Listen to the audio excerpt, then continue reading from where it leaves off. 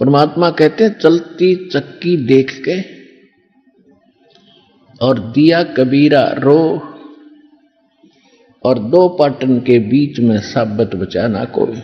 चक्की के बीच में चक्की चल रही है पत्थर की, उसमें कणक डाली जा रही है। कहते दो पाटों के बीच में, इस काल और माया के बीच में आपको पीसा जा रहा है, इसमें साबत कोई नहीं बचेगा। फिर कहते हैं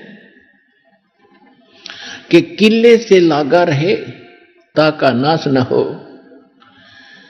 हमने देखा कि हमारी माताएं हाथ से चक्की पीसा करती थी और उसमें एक किला होता था। किला बीच में एक ऐसे दोनों पाटों के बीच में सेंटर में पाट होते गोल गोल चक्कर पत्थर के,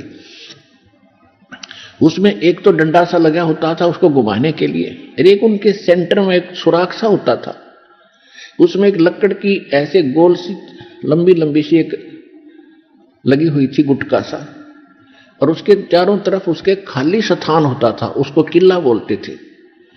अब जो कणक उस किले में पड़गी वह तो ज्यों की त्यों रहती थी, उस पर उन दोनों पाटों का असर नहीं होता था, और जो उन दो पाटों के बीच में आगी वह सारी पीस दी जाती थी। तो यहां परमात्मा कहते हैं किले से लागा रहे ताका नाश ना हो।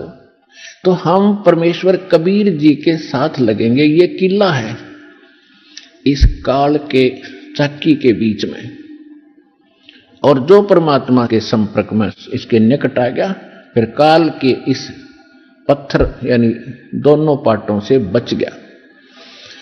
तो जो परमेश्वर कबीर जी की शरण में आप आगे तो आप उस काल के कोल्लू से, उस चक्कर से यानी पिसने से बच जाओगे।